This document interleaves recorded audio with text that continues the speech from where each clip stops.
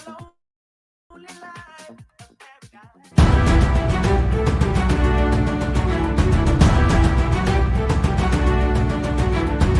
the Lord it's Thursday and we meet each other again. The WIP crew is ready for this virtual event. The seas might be rough but we will have a jolly time. Is everybody here? Are the avatars in line? There's so much going on in the NFT world. It seems like uncharted sea.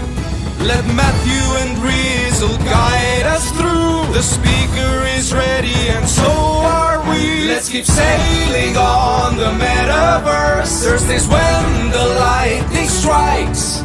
So listen up, there's a lot to learn. Keep the treasure in your sight. Please no one get the veggie draw. Just upgrade your microphone. Together we're strong, we ain't gonna stop. Welcome to the WIP Meetup.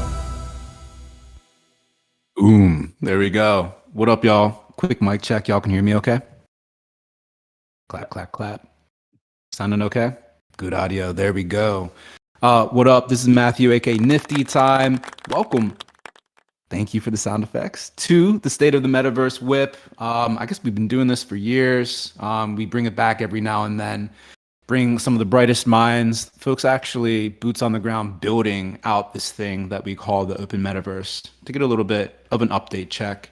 Really excited for the guests we have today. Of course, we have Jin, who needs no introduction, but has been doing the Lord's work for years and years and years, literally living and spending most of his life in the Metaverse. Excited to have him back. We have CK Bubbles in here to represent DCL, Justin, of course, from Monaverse, and Ahad from the Webiverse. I'll keep my spiel short so we can get into the panel that we have set up today. But first, as always, got to show a couple things. First of all, free mints. Who doesn't love a free mint? No one. Everyone loves them. Nifty Gateway, Trevor Jones. We have a coordination themed free to claim NFT. Just shared the link. Go there. 1 edition per person, claim it, and you'll be able to enter some limited edition drop that we're going to be doing next week.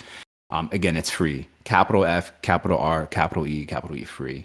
Outside of that, Rizzo and I were talking about the latest meme coin, shit coin craze, or the season rather, that's come back upon us. If you want to check out what we were talking about and some of the cool experiments that are being run in there by artists, of course, like Rhett or Mankind, give it a listen, give it a share. It was a really fun episode to record. So with that, in order to make sure we maximize the panel today, I'll shut my mouth, pass the mic to Rizzo real quick for a quick update, and then we can get into the panel. Where did the sound effects come from? I mean, I'm not liking it, but I'm with it. This is new. Yeah, loving the sound effects. A soundboard thing in Discord that they added, which... Oh, right on, man. Well, way to be right up on it, dude. Yo, thank you. It's great, man. Keep it up. Yeah, some housekeeping things. We've managed to confuse a lot of people because we got some new people in the house, and that always happens. So we are in HyperFi. We are going to be doing a little world hopping. This is a world actually made by Jin that I didn't even realize was made by Jin, but Ballistic Banana sent it to me, and it just fit well because it's like a open metaverse like type of play, right? It's like a overlap CryptoVoxels HyperFi spot.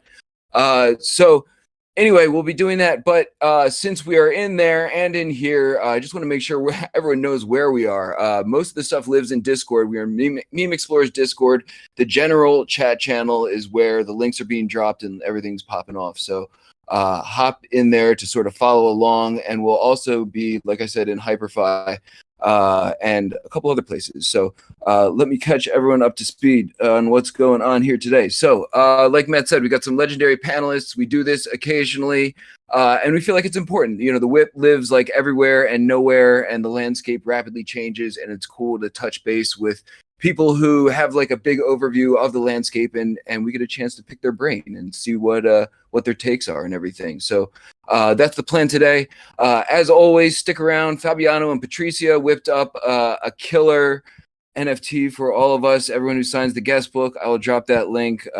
It's a play on the meme coin thing today that we're all getting, the up and down meme coin. So Stick around for that. Everyone will get one of those. Also, everyone who signs the guest book today has a chance to get a whitelist spot for the Crypto Avatars' upcoming drop with their new Vibe rebrand and everything. So lots of like interoperable open metaverse like stuff going on today. So yeah, that. We had plans, different plans, and then like Jin hit us up like an hour ago and was like, "Hey, I got another place we should check out that like, you know, fits into the open metaverse theme." So all the more reason to make sure you're in Discord so you don't get lost if we do a little field trip in like halfway through the panel here. And then we'll end up in a cool spot. We will pass the mic over to Paradox so he can gather us all together and do some sort of wacky group shot.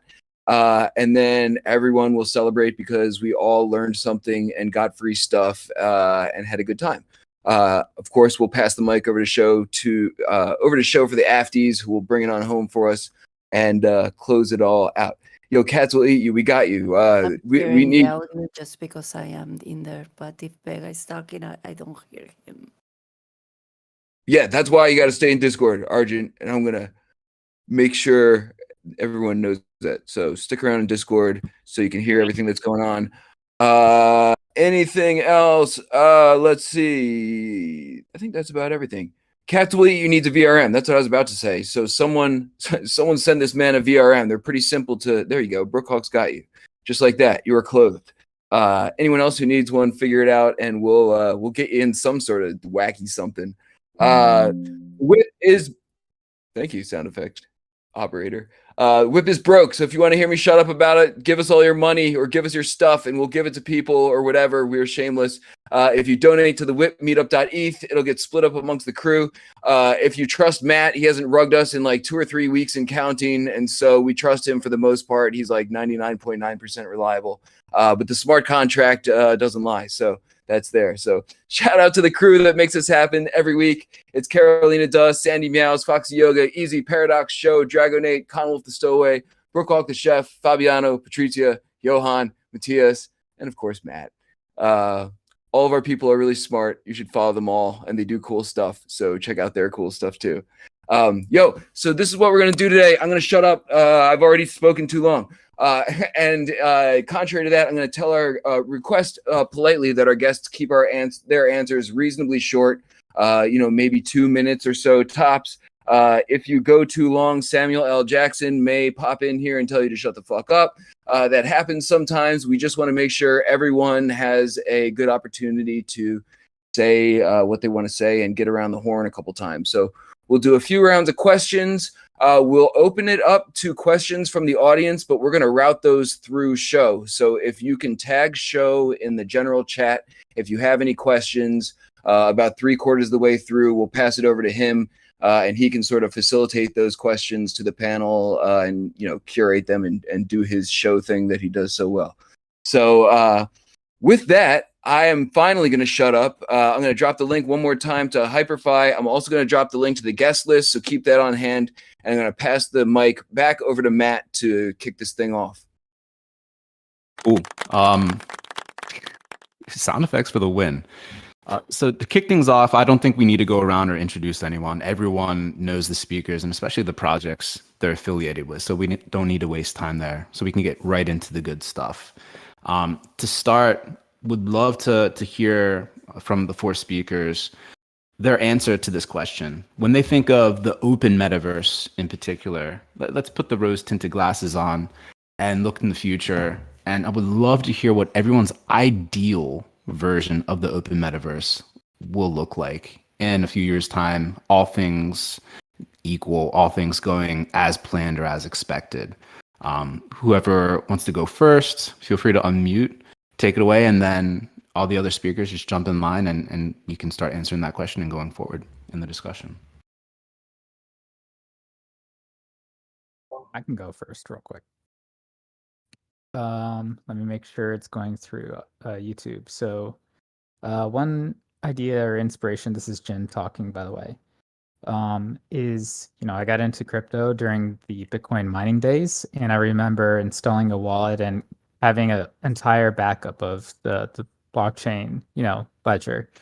And I just think that aspect where you can have a history of everything and run it kind of locally.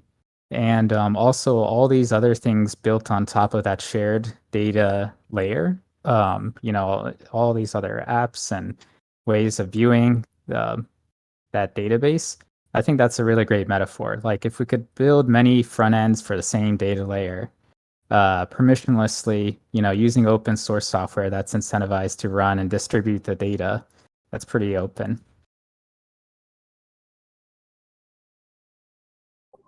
Yeah, I think I'll piggyback on that and say, that's a very more technical answer to it, but I'll come at it from more of a social lens where, those tools will help make things more connected sociability wise for all of us to be able to jump from world to world, to have our avatars be similar, whether it's the wearables or the avatar shape itself across worlds, ease of access for communication. I mean, you look at the situation here right now where we're in a world and we're in a Discord, or sometimes we're on Twitter Spaces, or sometimes we're streaming on YouTube and Twitch, and it's all very kind of separate third-party disparate things. And how do we bring those all into one so that it's more open? And then I'll add a second layer to that, which is accessibility and making sure that mobile access, VR access, other ways of accessing it besides just a gaming PC or a really, strong computer with all the specs, and making that just accessible to people in many places so that more people can come here and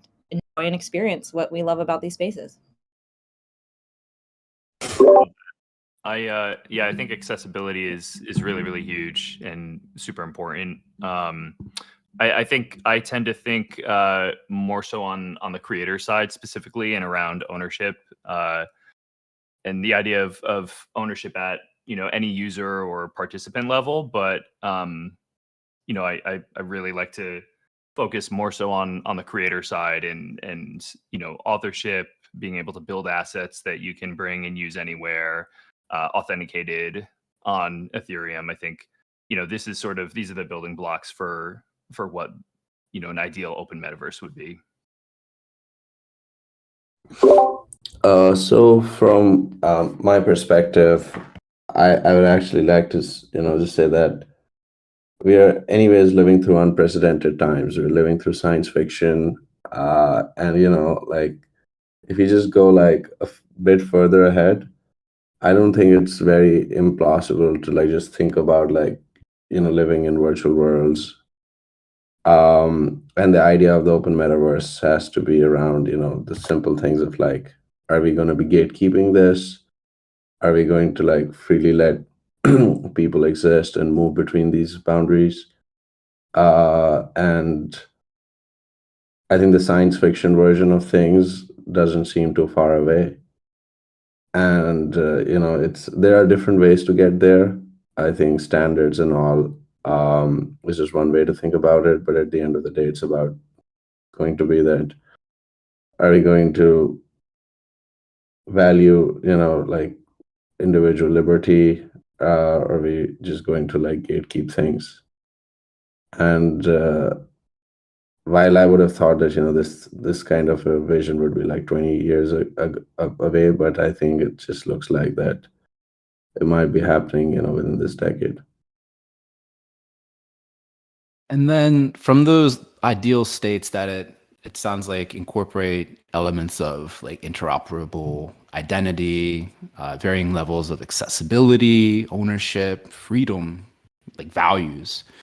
Those ideal states that each of you have in mind.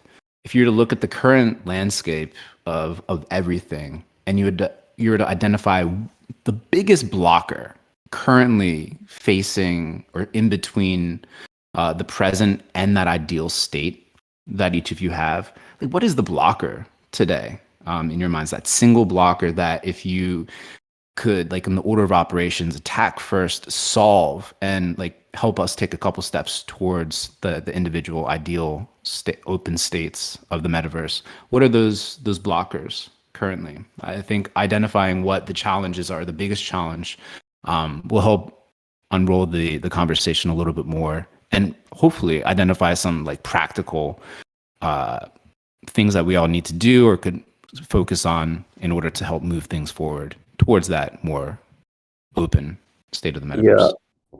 Yeah, I think once again, like just going, a bit further into the future, I think the most important thing when it's going to come to Blocker would be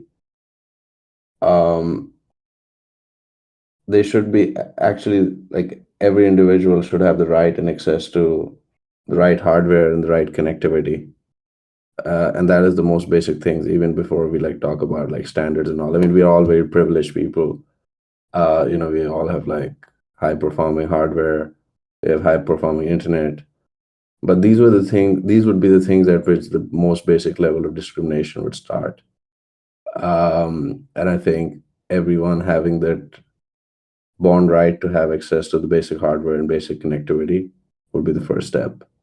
And standards and like the tools, etc., which we're building, comes on top of it. But I would say the most basic thing would be that.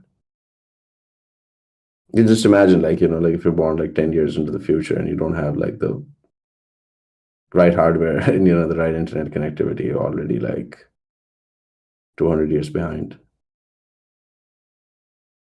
Really fair point, buddy. I think I really like, something you mentioned earlier about, living in virtual worlds, and ideally the open metaverse is something I want. I want to build something that's worth living in. And thinking about hardware as well, like maybe that's where we start to really build something from the ground up. We have to kind of, see, okay, can I run this thing on? And I use like a 10-year-old, some really old hardware that's, these ThinkPads that are running like Linux and stuff that is like $100 or $200, as well as top of the line stuff I test on. And we're pretty good at hitting a lot of devices by many of us building on the web. So I think we score pretty high on there. Weba and DCL and Mona and Hyperfy, all these run on the web. So that's pretty good. Oh, but in terms of challenges, I would say it's always a struggle to coordinate. We're constantly increasing the coordination costs by being in different places at, different times. And, silos of communication channels is always a struggle. I find myself when I do research, I'm like copy pasting some work in progress stuff between like 3 or 4 different channels at the same time, like a bumblebee, because like all these groups that are working on sort of same stuff kind of are working in different places. And yeah, I think there's ways that we can improve on that front. I also think adding to that basically, sharing of resources can be a way to help with some of those blockers. I don't know what that looks like when you talk about Wi-Fi and hardware and how shared resources happen at a local level when it's a global platform, and how you do that also globally to help people locally. But I do think when it comes to the building of the worlds and the platforms, I think this is where a bit of open sourcing and sharing of your resources to help others. If somebody has figured out mobile capability, open source that and share it with another platform so more people can get on it. And I know I always come from a very decentralized mindset, since my first world was Decentraland in the metaverse. And so I do try to find ways to keep that mindset even on centralized platforms, which I don't have issues with some aspects of a business or a project being centralized, because I know it can get chaotic leading something when you have 100,000 voices trying to be appeased to. But I do think that shared resources is a big part of that potentially.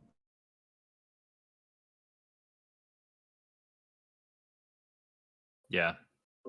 Yeah, I think what everyone is sort of touching on here is really important. And like Jin said, I think we're definitely off to a great start, particularly around the accessibility part of this. But yeah, in terms of the challenge, I think like I agree. It's a lot of it has to deal with coordination at this point. We have a number of open standards which are really great, and then it's just a matter of adoption and getting a lot of buy-in from platforms adopting these standards.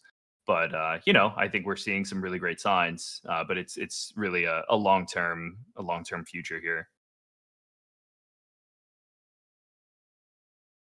This is cool. I actually just got booted from the world, which must mean we got a bunch of people up in there, which is fun. It's awesome to hear sort of everyone's takes on all these things from like a bunch of different perspectives.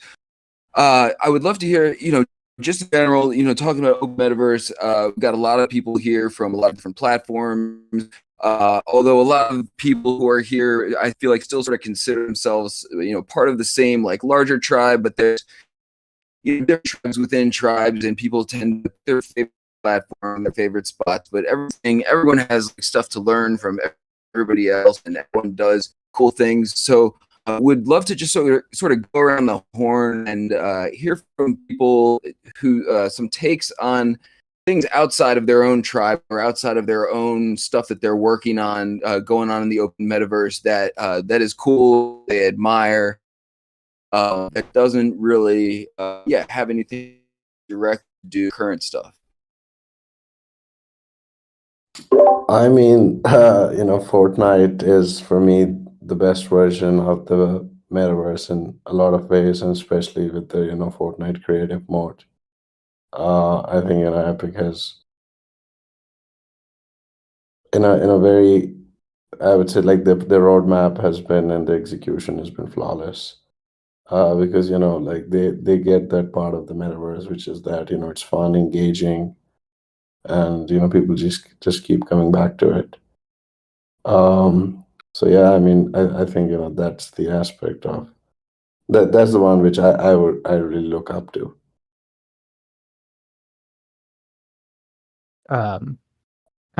Oh, by the way, we do play Fortnite sometimes in M3 Discord as like background during a meeting. Kind of reminds me of golf, like how people do business on golf. But I think that like between all these different platforms that are building on similar open standards and infrastructure, like Monaverse, OnCyber, CryptoVoxels, Weverse, Hyperfy, Decentraland. It really reminds me of the early kind of like 13 colonies, in early American history. Now we share a lot of the same values and kind of like ideas on freedom and liberty in a digital world. And we're, united on that. And I think that there's something that each platform is doing something really good at. Like Decentraland's DAO is really great and efficient at like coordinating resources towards projects. And I think that Hyperfy is a great builder, and Weverse made a great avatar creator and has some really dope AI stuff. And CryptoVoxels has a really easy way like to make building things accessible. A lot of people got their start in voxels, and the wearables that you see, voxels are super accessible for creators for making wearables or for making parcels. And Monaverse looks amazing, and a lot of these platforms, if not most, I believe most, except for voxels, but getting there, we're all, have adopted VRM. So even more so like the early United States vibe, where you can kind of move freely between all the different platforms with your identity. Yeah, it's interesting. I think, there are many that would sort of challenge the Fortnite being a metaverse comment, just because of how crypto and blockchain has created these ownable assets for people that give them control within those worlds versus being just another user and a number in their, their revenue gains that they're trying to make, as most AAA games do.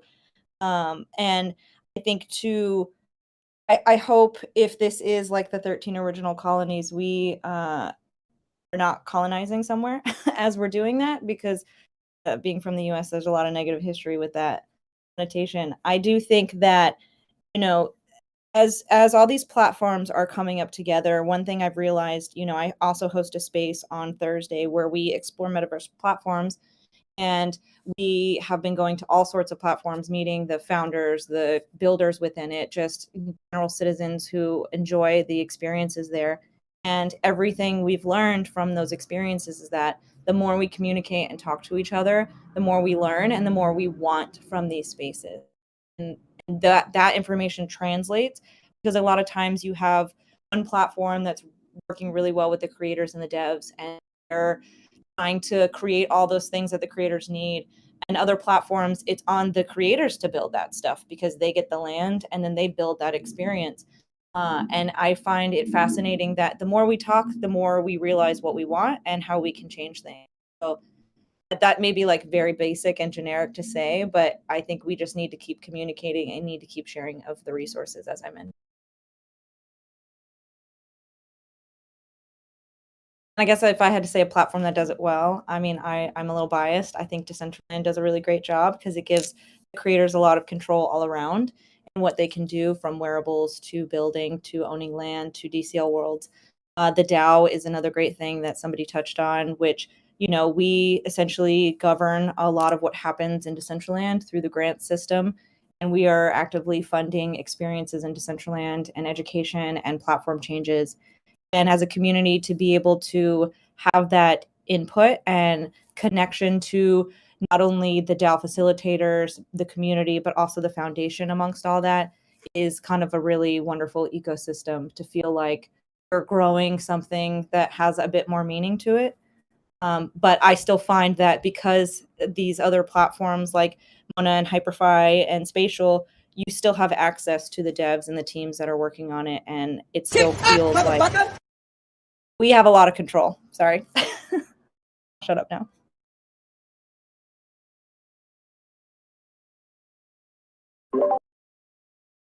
Someone also always has to be the first to get Samuel. Appreciate you very much, CK. Justin, any takes on people, I guess in your case, outside of Monaverse, who are doing like really cool stuff contributing to the open metaverse? Oh yeah, well, I'm gonna have to mention cyber brokers, and I see Mike in here, Cartarl, and there's probably a couple others in here, but yeah, I think kind of, and also going back to one of the previous questions of like, what is it going to take to really like get to this open metaverse? I think at like the creation and project level, adoption is also really important, just as important, if not more so, than at the platform level. I think Cyber Brokers is a really, really fantastic example of a project that has adopted, these open standards, in particular around their mechs that they've released, and that taking just a fantastic approach, being a metaverse native brand and IP, building this incredible storyverse, and releasing these mechs that anyone can use, and in a multitude of files, everything from the high res files, the FBX files, and then multiple GLB formats, and then the VRM that you can use inside of any of these platforms. So yeah, I think that's a really, really fantastic project to highlight that we really love. They also added levels of detail for all of them, so it's like you can get the high res or the optimized version. Yeah, they're just like, Josie, Mike, their entire team is just crushing it. Including all of that, it's really, really setting the standard, I think, for other projects who want to work towards this future. Actually, that rolls into one of the questions that I saw come in to show. So I'm gonna close my portion with like one more question. We'll go around the horn one more time, and then a lot of people have been pinging show with questions in the general chat. Yeah, so please continue to ping show, and we'll pass the mic over to him. And maybe take a little field trip in a sec for anyone who got crashed out or is wanting to go see some things. But would love to give everybody, it wouldn't be the WIP if we didn't give everyone the opportunity to talk like a little shit. So you don't have to, but would also love to go around the horn and sort of play opposite to that question. And we're all fam here, so it's all good, right? Is there anyone out there, you don't necessarily have to name names, but there's been a lot of entrants into the metaverse space. Anyone out there who you feel like has got it wrong, or is going in the wrong direction, or is not really good for the open metaverse? And I'll just sort of open it up to anyone who's brave enough to take a stab at it. Easy wants to hear it. Yeah, anyone. I mean, you can like phrase it nicely if you want, but would love to hear everyone's take on anything that's like looking sort of sus.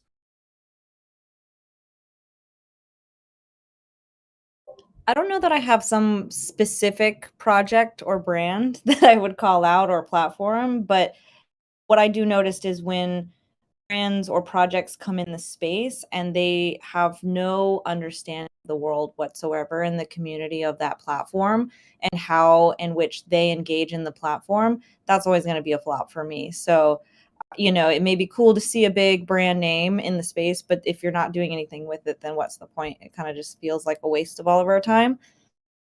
Hot take, I guess. And also making not paying creators. I don't like when people don't pay creators. Your people.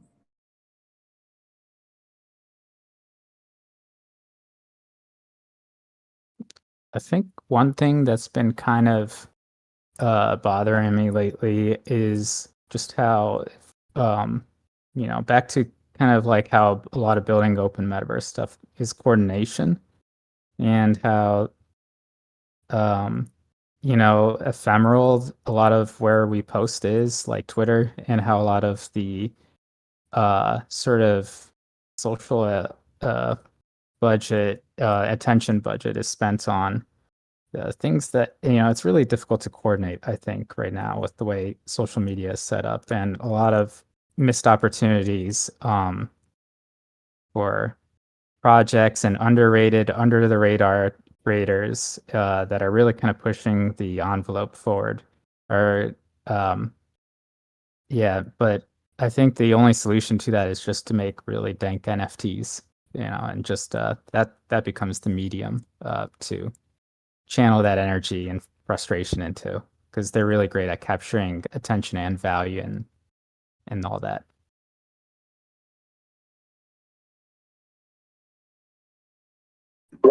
I think my comment is related more to, and it applies to all of us, you know, this group, this tribe. I do think that, you know, we live in some sort of an echo bubble sometimes. And like, for example, when I mentioned about Fortnite, the reason is that, you know, at the end of the day, we have to think about adoption numbers. And I think it's a very false hope to think that, you know, we're just like some magical feature away from mass adoption. I don't think that's how adoption works. So I guess we just need to like ask ourselves some hard questions, that whatever we're doing, like, is it going to have the adoption? And I don't think that, you know, just thinking that, okay, we're just like some magical feature away is going to get us to that adoption. So I think these are some more critical things we have to think of.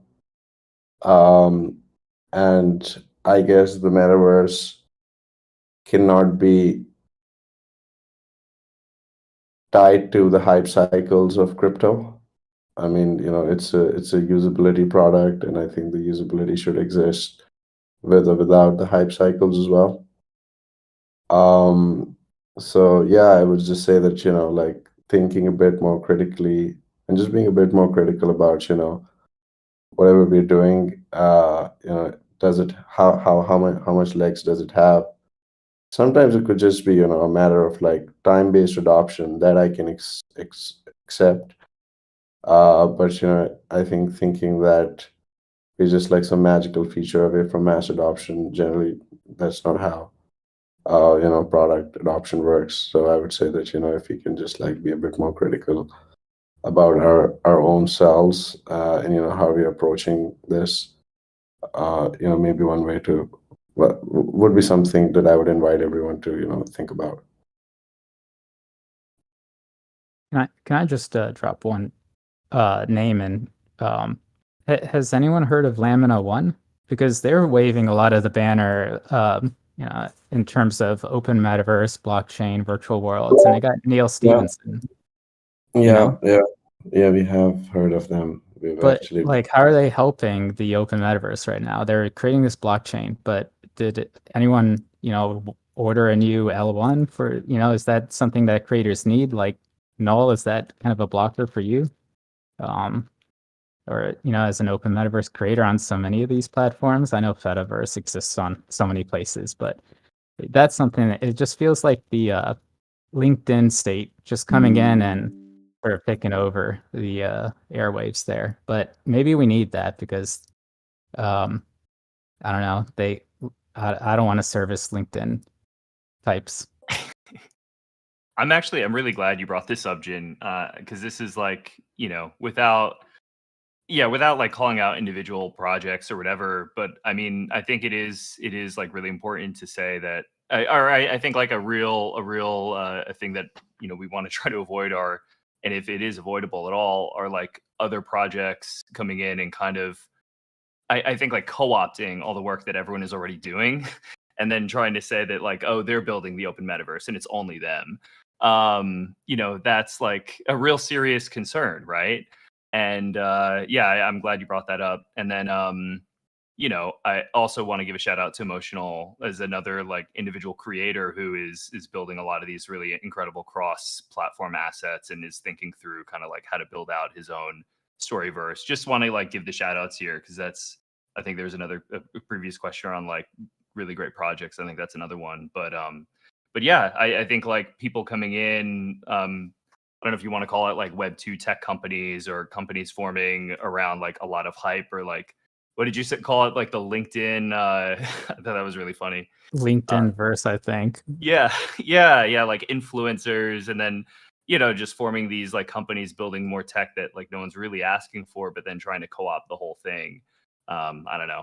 Yeah, I think that's kind of it's a bummer to see, but I think it's just more inspiration for all of us here to continue working together.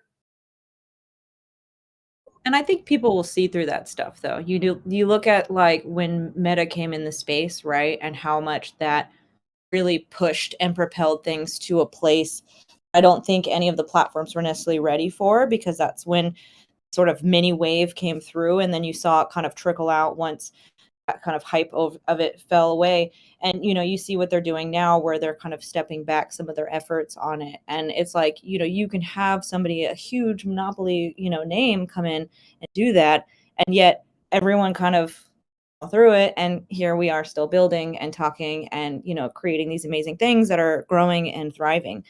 So I'm not too worried about that stuff, to be quite honest, that like people will come in and co-opt and actually like do really well at it, because I think we're all here talking about it. Not everyone in the space, but a lot of us, we talk about these things all the time on multiple spaces all the time. So we'll see through it.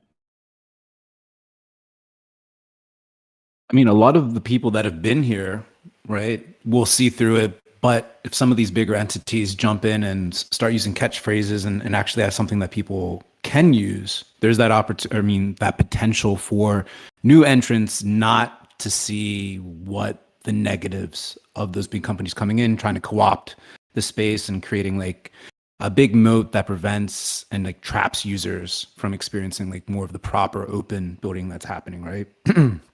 So like, I think calling out the bad actors and being more explicit about it, and then presenting the alternatives is really important. Like in the last big bull run, like after Meta came in, when like you had entities like Adidas like launching partnerships and things like that, people were just speculating into the space, like what buying sand or even like mana, right? You saw more speculation as opposed to actual users coming in doing things. I think that was like a big miss in that last run up. So like what Maybe a what are we learning doing lesson, to provide not a more miss. outlets for people to actually do things in the space, so that when the next wave comes, whether it's a good actor, bad actor, that new infusion of users, like what can we actually orient them to do as opposed to just like passively speculate? I want to jump in because I just been listening to talks about regen, and I've been contributing to DAOs for a few years, and it's given me a lot of ideas. Like maybe the onboarding should feel kind of like we gamify Web3 or crypto, however you want to call it next. where we find ways to allocate to the people who do create like attestations of things that people are contributing actual value of, and then yeah, we just kind of like find ways of essentially making public goods more sustainable. And yeah, I think it's the transition from degen to regen that certain greenfield folks, especially from the DAO sphere, are talking about. Folks like MetaDreamer is one of them. He had a great Bankless podcast about it. More, I think DAOs are really red pilling in that aspect. Like, you learn so much about coordination in such a compressed time. Highly recommend that we look towards that for answers, because I think that's the path forward, and figuring out the mechanisms to reward the builders more so than the speculators.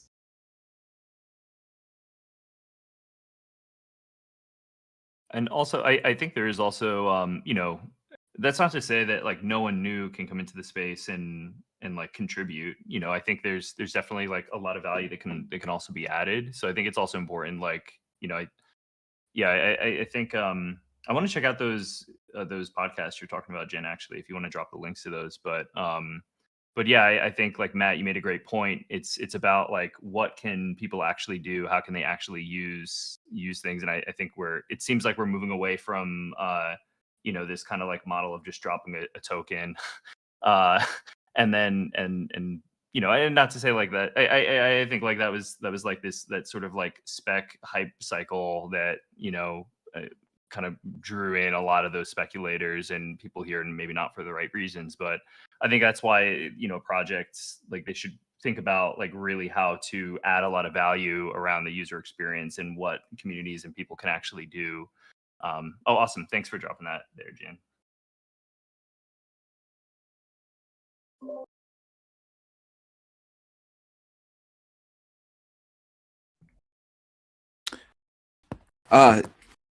This has been great. Jen, I know there's another space you had in mind that you wanted us to check out. Maybe now would be a good time to drop that in the general chat. You can drop that into Hyperfi. And if we want to take a field trip while we pass the mic over to Show, because I know a lot of questions have been rolling in.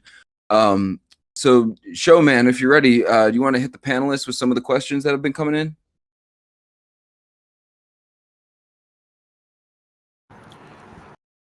Hey y'all, what's going on? How's my audio? Sounds good to me. All right, sorry. Just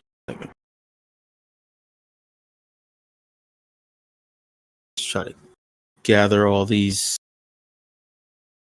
together.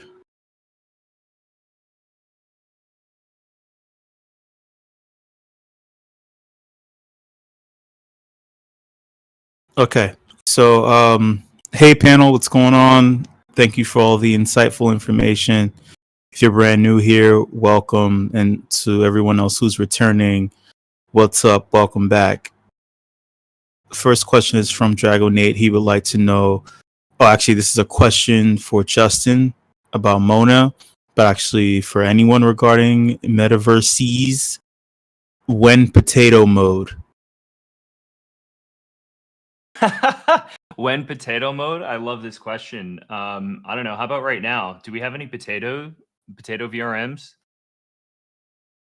I know there's got to be one or two. There definitely is one. I just don't know where the link is. We need the links. Where the links at? We have, yeah, let's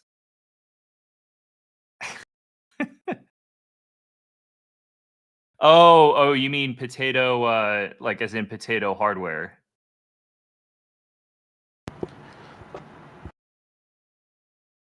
Sure. I mean, it sort of depends on I think it sort of depends on the content that's being loaded. There are definitely some. Oh, nice. Thanks. There's definitely I mean, specifically like, on the spaces that are on Mona, some of the spaces are heavier than others for sure. But there are some that do run on potatoes. But yeah, I think it's yeah, that's a hardware thing. 4K graphic pre iPhone flip Razer phone. I want to run these spaces on a Tamagotchi personally. And I was gonna pull up this world that was a little bit heavier, and now I'm looking for something more optimized.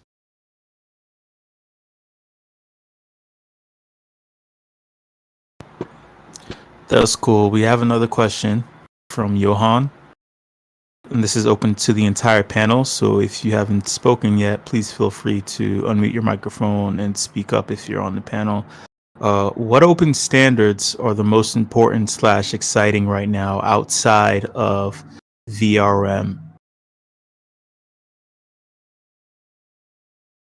I would say that GLTF extensions is where you would want to look.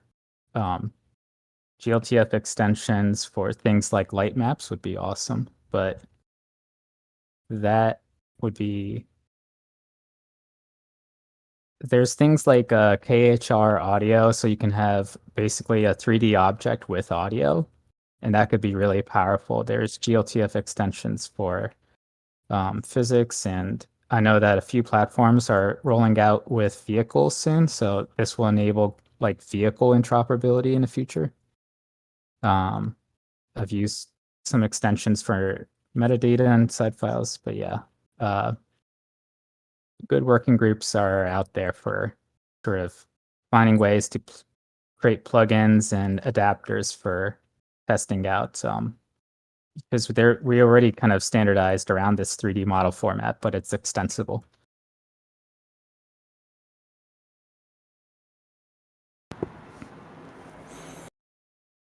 You can keep going, panel. Web GPU. That just rolled out. That's exciting. That's a good one. Just shipped yesterday in Chrome. So now browsers can access, the hardware. It's only a matter of time. Browser's going to close the gap, I think, with native performance.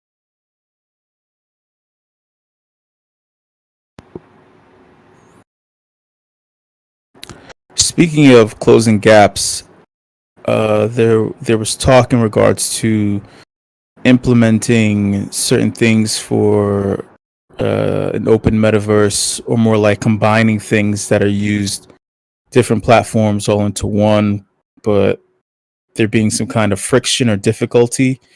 To all panelists, do you think that maybe the answer would be to utilize an AI client in order to kind of glue all these things together, if we aren't able, I guess, as human beings who are really super smart and sentient, able to put these pieces together in a cohesive and flowy way?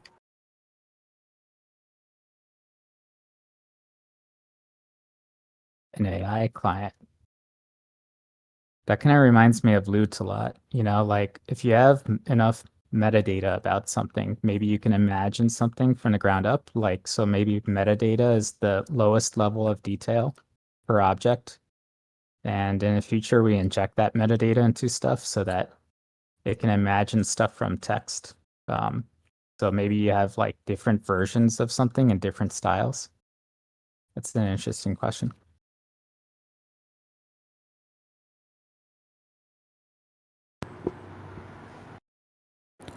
Or like some kind of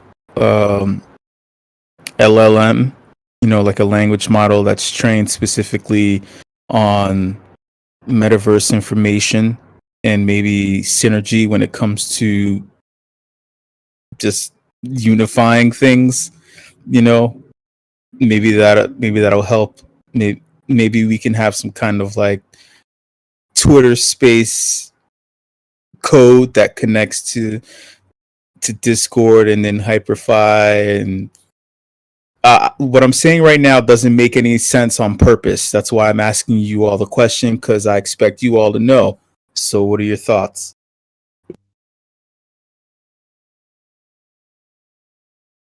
Sorry, can you repeat the question again? So what I'm asking is, there was mention of, in regards to, I guess, strengthening the metaverse, or an open metaverse. There's an issue right now where there's a lot of disjointed platforms. So we have Twitter Spaces, Clubhouse, Discord, Hyperfi, Monoverse, and it seems like there are many people that want to interact with all these things, but they don't know how or where, and there's nothing really cohesive. There isn't anything that's really connecting all these things together. Would you say that a solution to this would be utilizing some kind of AI LLM that would be able to solve this issue if we can't solve it ourselves as humans? Oh yeah. Yeah, that's I mean, I do think that even like a great starting point that we have now or is this concept of like being able to link like two different platforms like at a basic level of just like hyperlinking between the worlds. Like I think that's just having that as a base is like a great start. I mean, I wouldn't say like we would need to rely on an AI like on AI LLMs to in order to kind of get there. You know, I definitely have hope that we won't need that, and I'm not sure. I don't know. I think that we can definitely get there without relying on AI. I'm actually not sure. Does anyone have any idea like how would that? I'm trying to conceptualize like how that would work. Like how would we use AI to connect, or how would AI connect everything? Sounds like the ultimate coagulation of buzzwords together. Yeah, that's a yeah. I'm like, wait, what is that actually? Yeah, I think we'll get there Yeah. without it though. You know, I think we're off to a great start. Just being able to like have a portal in Mona to Hyperfi to Webverse and jump all the way back, between all these different platforms. Someone just really asked, "What's our AI strategy?" Like, Yeah, is that that's the biggest question happening right now. I guess for me, I think about it like it's humans inputting human things into the AI. So if humans can't figure it out, what makes AI, like where is that going to come from? There's not that like understanding, I guess, where I question it. Would it even know to do it? Why doesn't someone just ask like Chat GPT right now? How does can AI how does- Develop the AI strategy on the fly. Next panelist should involve be an AI on the panel. GPT-4. That'd be great. The reason why I posed that question to you all is because that's kind of what Meta is attempting to pivot into, since their Metaverse, their team that's working on that is failed badly. So they're pivoting into AI, and they're still trying to attempt to be the gatekeepers, and they're trying to establish a means of interoperability. So when you mention that, that's kind of what they're trying to make their money back on. So that's kind of the strategy for, I guess, for the next couple of quarters of this year or maybe early next year. But shift. That's Sorry, specific to Metaverse, or is that more like PyTorch AI? Say the last word again. There was kind of like a ping or a sound or something that messed you up. I said, is that specific to their Metaverse worlds, or is that something like related to PyTorch? They weren't specific. They just kind of hinted at their strategy, since they lost a lot of money. But they want to be as general and vague as possible, so they can, like you mentioned previously, they want to kind of have like This doesn't a sound blanket specific to control. Meta, though. It's like every tech company. Oh, touche. Yeah.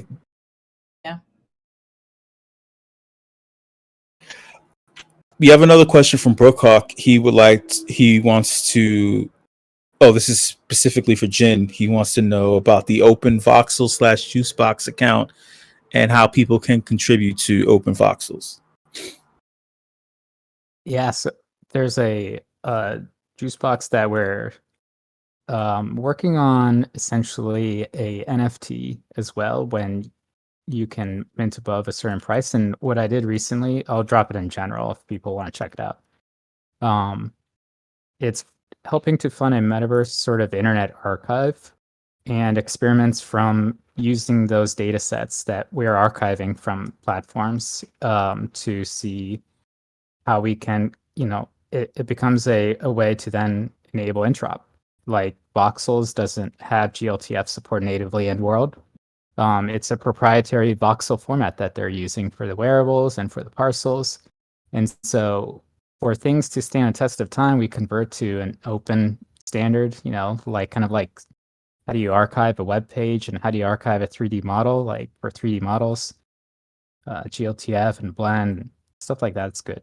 So check out that Open Voxels account on Twitter, and we're currently commissioning artists to make art from the data sets to be part of the next mint.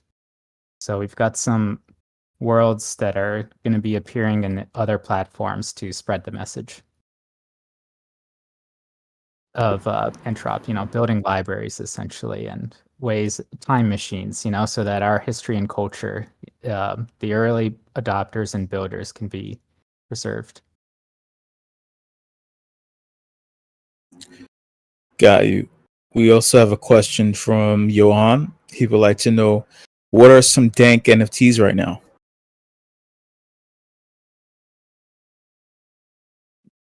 I'm going to shamelessly say Boombox Head V2 because we put a lot of thought and effort into the metadata and Interop, and it comes with an open source tool that, well, it's commemorating an open source tool that was used to generate such. So, and it's a CCL collection.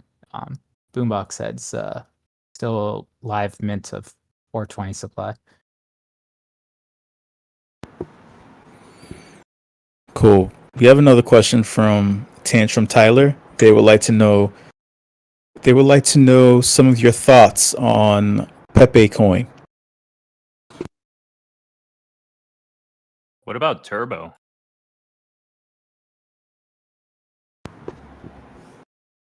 Pepe is the biggest, most famous meme, so pretty bullish on Pepe.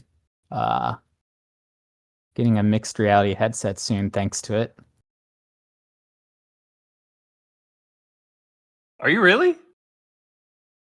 Yeah, it should be coming by the weekend, so be doing That's more mixed amazing. reality. That's awesome.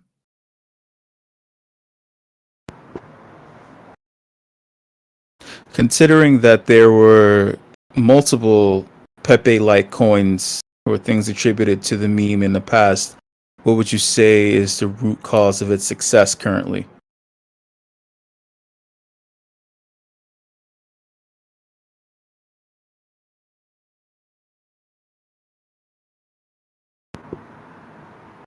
Did I go mute? Did you all hear my question or no? I have no idea. Yeah. Meme magic.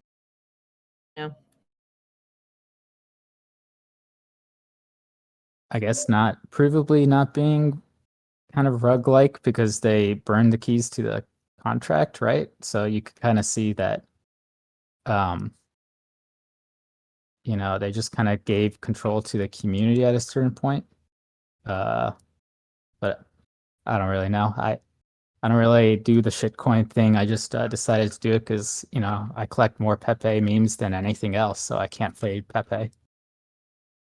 But it's like a once in a year thing. I don't really gamble at all. Yeah, I also I don't do the I don't really I'm not into the shit coins either, but I do love the Pepe memes. But otherwise I can't really answer the question that well. Maybe the meme of it, but yeah. Kind of disappointed that I missed out on it, to be honest, but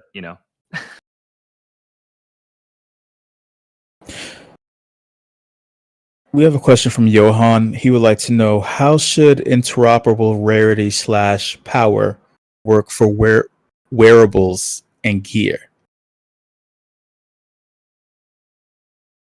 We're really in the early innings of testing that, and there's a lot of good sort of working groups. Like next Monday at 11 a.m., we're meeting at the Metaverse Standards Forum, digital avatar wearables group. So that's kind of like a place we discuss, but I think we need more plug fests and more artists that are just trying things. Morph is a really great member who's doing stuff with his rare DCL wearables. He converted his avatar to VRM, and he's bringing it across all these avatars or platforms, and that's a good case study. But I think one thing that we should do to preserve attribution and authorship better is not just rely on the chain, but also inject metadata into the files themselves. You can do that with GLTF. Everyone knows about XF data for JPEGs and images. So at least you're not totally all eggs in one basket in blockchain. You can sort of, also have that as a way, a backup, especially for crypto or platforms that don't support crypto. Yo, in the essence of time, I just want to jump in here. I would love to get CK Bubbles' take on this question, though, just because I know she's like deep into wearable culture and might have takes on it, and then we can sort of kick to Paradox here for a group shot and wrap things up here as we're hearing from her. Yeah, I actually prefer they them pronouns for everybody. But yeah, I mean, I think in thanks for correcting me, CK. Yeah, no problem. In Decentraland, there's a lot of great sort of wearable collabs that happen amongst games, and it'll give you utility in 2 different games. It may even show up differently as a wearable depending on parcel with the avatar swap that can happen. If you code that in, I would love to see that across platforms, not just across within one platform. I think that's really cool. Linked wearables are always awesome, where you get the NFT and then you get the wearable in many different places, whether that's interoperable or not. Because sometimes, you got to make one for Sandbox, you got to make one for DCL, and then you can make a Ready Player Me version. Drafo is a really cool site. They just started selling VRMs for Hyperfi on that. Definitely check out Drafo, DROFFO, I believe it is. Yeah, I mean, there's just so much going on, so keep pushing it, I guess. Answer that. Yes, that was dope. Really appreciate you hopping on, CK, Justin, Ahad, Jin, of course, for all your insight and knowledge that you've given to us today. Now we're going to do the fun stuff, so don't leave just yet. Please hop in world. We got like a grip of potatoes in there right now. The potato mode question spawned a lot of metaverse potatoes. So please hop in real quick. We're going to pass the mic over to Paradox. Paradox has got a little theme song if y'all haven't heard it before. So we'll get Paradox's theme song going while everyone's loaded in, and we'll take a nice potato shot here at the end of the whip. So thanks everyone for hopping on. Please stick around for just a little bit longer and get in world. Do you think Dragon Just a humble cameraman looking for a tiny bit of attention.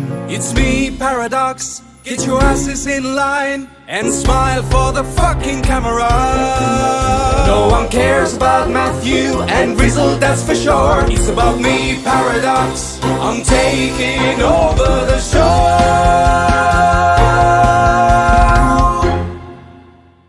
Okay, so if you've not been listening, I am Paradox. I am the resident WIP videographer. So if you are new to the WIP, I edit together a recap video of these events every single week. And Rizzle uploads them on his Twitter, so keep an eye out for those. So this is the point of the show where we take a group photo and I collect some more video to go into the video. So let's all gather, if you're here. All I'm going to say is where the potatoes are. So everybody over to potatoes. And if someone could let me know what the button is to dance, that would be great too. Anyone? What's the dance button? Type /dance. If you, I was going to say, if you Slash type /dance, /cheer, and /clap are other good alternatives. Okay, amazing. So any of those, please. Yeah, /dance, be cool. So I'm going to do a couple of things. I'm going to do a flyover and I'm going to get some extra shots. Don't worry about that so much. You guys just get your dance on. Dragonate is going to kindly play some background music. So Dragonate, do your thing. Everyone else, get to dancing, please.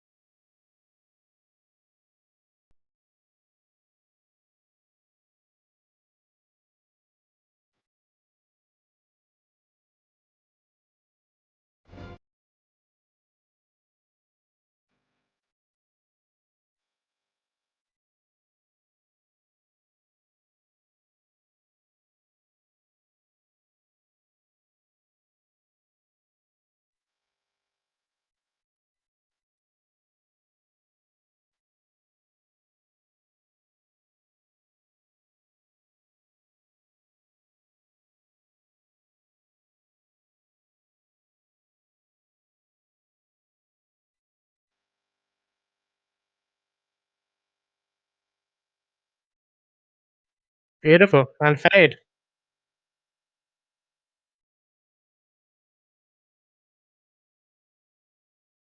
Okay, you killed the fade. Amazing. Brilliant. Thanks, Dragon A.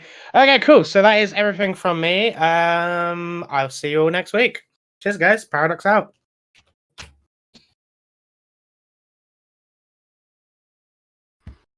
Awesome, man. Thank you very much. Just a reminder, make sure everyone signs the guest list. I'm going to drop it right here in the chat, and then I'm going to close the responses afterwards so we don't get botted because we're giving away a lot of cool stuff. Thank you, everybody. It's been a cool whip. As always, got a lot of people in the house, a lot of people in Hyperfi. Thanks, everyone, for coming out. I'm going to cross-reference with Matt here. Yeah, it's cool whip. Cross-reference with Matt to make sure I didn't miss anything. Make sure you come back next week. We got async art in the house somewhere. We're going to figure it out, and should be a dope one. So kick it over to Matt real quick, and then stick around with show for the afties.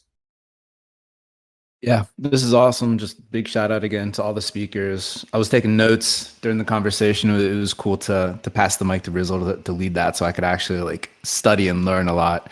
It was a fantastic conversation, I think.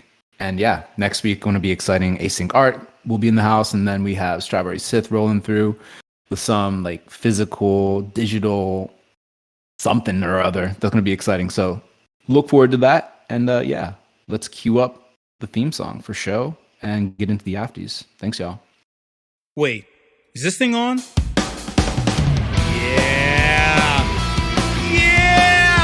It's time for the afties.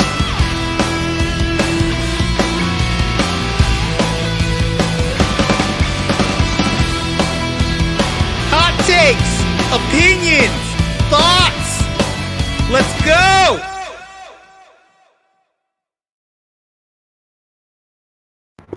Hey, what's up, y'all? How's my audio? Am I 2x2 or 5x5? 2x2 means bad, 5x5 means awesome if you're brand new.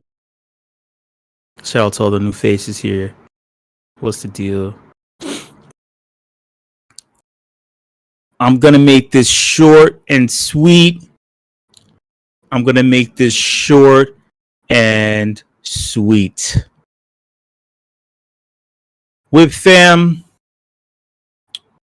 when the meme coins start mooning, is that either a bullish sign or a bearish sign? Thoughts? Right now, unmute your microphone. It means I will be a millionaire. So that's the plus one. Slightly bullish. Anyone who's interacted with meme coins in the past, when you interacted with them, was it during a bear or a bull market, or was it preceded by, or did it proceed? You know what I mean. Did it come before or after the shit was going down? Thoughts? Tell me, someone. Got one before. You had a couple. Can you hear me? Yes, go ahead. Hey, so this is Sandy. So I think it's a little bullish. Just think about like Dogecoin, right? Like think about how like Dogecoin was just, the perfect meme coin. And that's how a lot of people got introduced. And then there was a big boom after. So I definitely think it's a little bullish for sure. When was Shiba Inu introduced? Last year, I think, wasn't it? I think that was like back in like 2020, like August 2020. Was it 20? August. So that was August 2020. 2020? When Yeah. Doge was pumping or in a little pump? If it was Doge initial release was like back in like 2013. so if that was when Doge was pumping, and Doge was then pumping in 2020. it came off of the hype. I'm trying to calculate this. because a couple of weeks ago I said that people were bored. So and I made a joke to some friends of mine, not in the real world. I don't have any real world friends, only friends in digital space.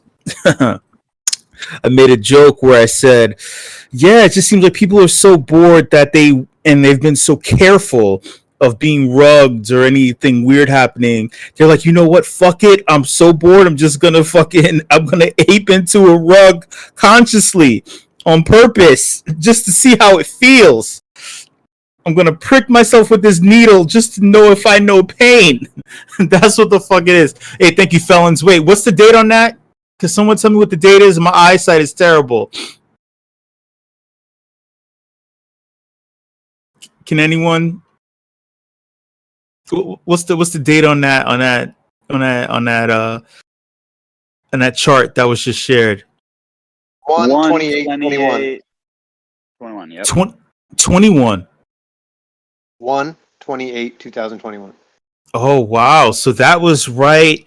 That was right. That was at the start of that original run. That CryptoPunks Top Shot run. So that's interesting.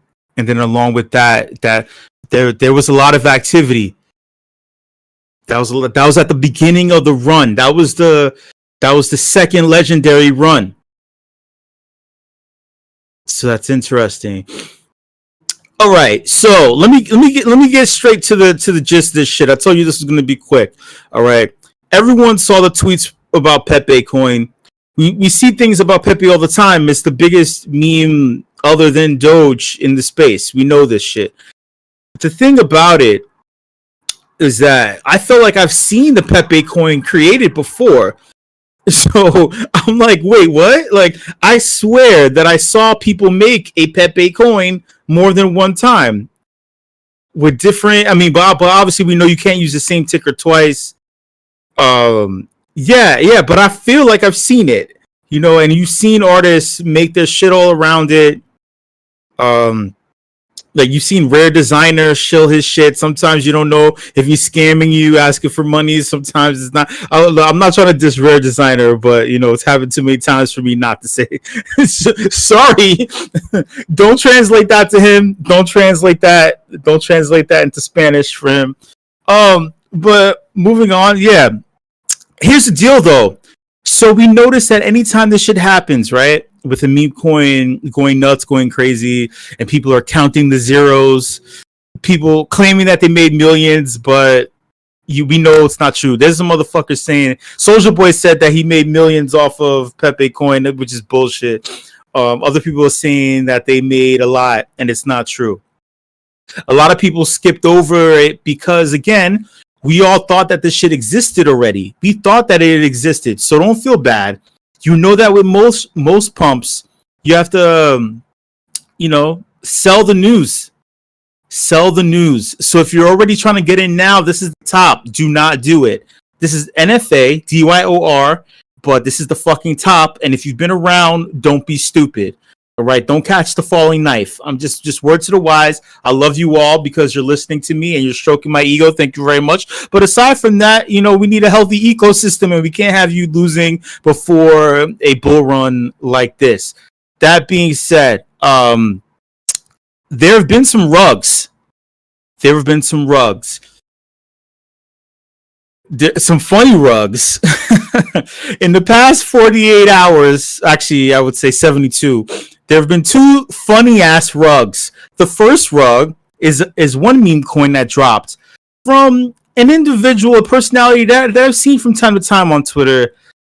And I didn't know how I felt about it. I never interacted with this individual, partly because the person was always kind of like shit posting flirty tweets, if that makes sense.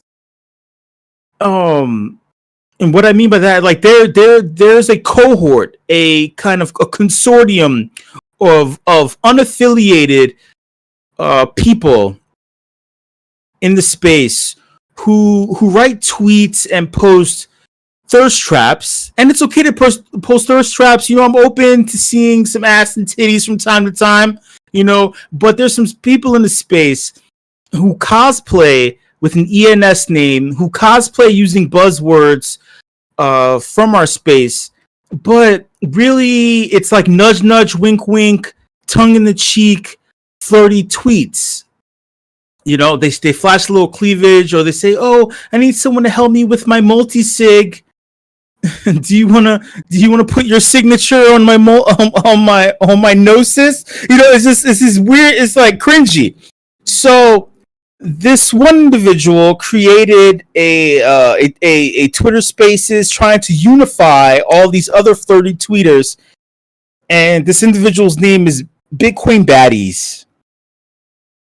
And you've probably seen this person around, and you're just like, okay, they're part of that group of people who came in after a lot of us OGs here, and they're like, yeah, were you around when Yuga Labs acquired Punks? If you weren't around since then you're not an OG in the space. We're like, I see many people and know many people here who have been around years before that. To me, you're new. But like it's that cohort who got lucky as fuck and made money during that time. And they came from Clubhouse, and they turned Twitter Spaces into Clubhouse, and they wound up dominating the space. Farouk, for example. So anyway, sorry, I don't mean to digress. So this Bitcoin Baddies person created a meme coin called Jugs. I guess very on brand. You see what I'm saying? Jugs. And it's kind of stupid. It's kind of like a slap. It's like, all right, we get it. I thought we got all the sex coin memes out of our system. For real. I thought like any kind of sex, like the teenage sex words as a joke. I thought we got that shit out of our fucking system. Like the Moon Boys, they're like, oh, you really are new to this shit. The Moon Boys from 2016, 17, 18, 19, they're like, wait, what? Like, are you... they're like, we have a whole Rolodex. We have a whole spreadsheet explaining how we use these words. We've done this already. So that's why I thought this shit was around before. So anyway, this Jugs coin, people were like, hey, we're going to ape into this because Pepe coin is mooning. I need to get in low on a meme coin. They got into the shit without doing what's the things that we do here, right? Don't take anyone's financial advice, NFA, right?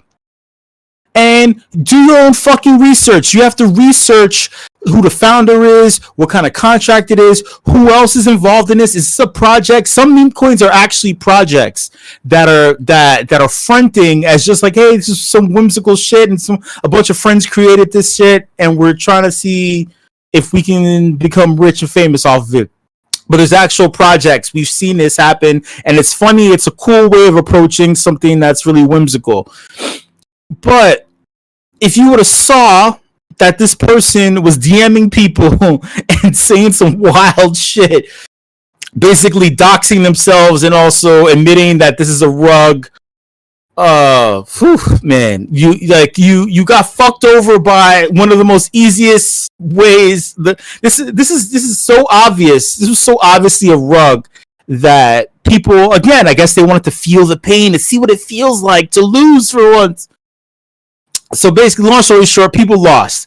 Second thing, and then we'll go. There was another one, an even bigger one that just happened last night. The legendary Reddit group. We all know this.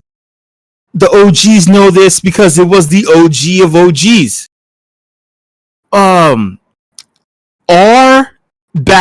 r/Wall Street Bets.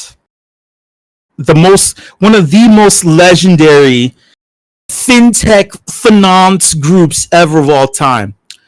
We know that they had decentralized leadership for a while, and then their mods kind of became superstars. And one of the mods created a Twitter account years ago when the hype happened during AMC and GameStop. It's a Wall Street Bets mod. So WSB mod became a legend. because he was talking shit to the government. I mean, I'm gonna say they because I don't know what they identify gender wise as. So they were talking shit and they made headlines and they were reviewed all over the place. So anyway, they're like, hey, you know what? Let's make a meme coin. Let's finally do it. I'm like, you waited till now to do this shit? This is why I was like, wait, isn't there one already? There were two Wall Street Bets coins, but one is called Wall Street Baby, WSB, and then this one is Wall Street Bets, right? But they thought this was official because it comes from Wall Street Bets mod. You following me? Now here's the problem. A couple of things happened. Due diligence wasn't done, but people saw there were a lot of Twitter spaces. People were hyped. They're like, oh shit, it's time. The social cachet, the value that was with this shit with Wall Street Bets was selling the coin. The Wall Street Baby holders were angry because Wall Street Baby was terrible. There was nothing going on. There was no action whatsoever. So you're like, finally, this is going to get done. People ape into Wall Street Bets coin. All of a sudden, some shit goes down. The price momentarily mooned and then tanked drastically. A massive amount was sold off. Wall Street Bets mod was kicked out of the Wall Street Bets Discord server. One of the guys that they made the coin with was accused of running off with the entirety of the treasury and then sold it. Wall Street Bets mod calls an emergency Twitter Spaces, then writes a thread accusing this person, saying that, hey, listen, you're fully doxxed. I know who you are. I know where you are. And you better send this shit back. I can't believe I didn't do my due diligence. I didn't look at the contract. All these red flags. That the contract, they were able to mint indefinitely. They were able to extract at any time. They could change the contract.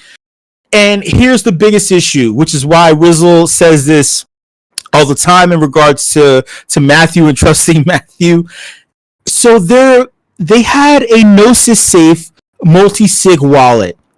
And if you don't know what the fucking Gnosis Safe multi-sig wallet is, it's amazing. It's a beautiful form of technology that allows you to secure something where it's not just your dumbass able to lose the keys and lose everything. Someone else has to sign off on it too. It's kind of like when you watch those sci-fi military movies where you have the inspector, attorney general, and then the president of the United States trying to kill the aliens, and they need they need to unleash the nuke at the same time, so they count down 3, 2, 1, and then they turn a red knob when they put a key and some passcode into it. It's a dumbass trope, right? But they made it crypto, they made it degen. The issue is that they only had 2 signatures on this wallet. So now if you know this, you're laughing, you should be laughing your ass off. There were 3 people who were at the top of this project, and 2 of them had signatures. Wall Street Bets mod did not have a signature on this to unlock.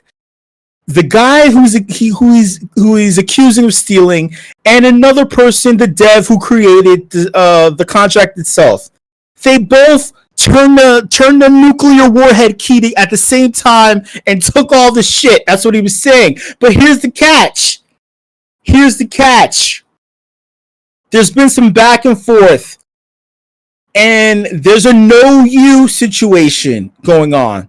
No, you're the one. So they were saying that no, Wall Street Bets mod is the one who actually is orchestrating a rug by deflecting that they're the one who secretly did this. That they're lying and saying that they kicked themselves out of the Discord server, that they're playing victim all to hide and obfuscate the fact that they're the one who stole shit. Crazy. Now, Wall Street Bets Mod had a couple of Twitter Spaces asking for people to be the new multi-sig signers for a wallet that will receive the funds back from what was stolen.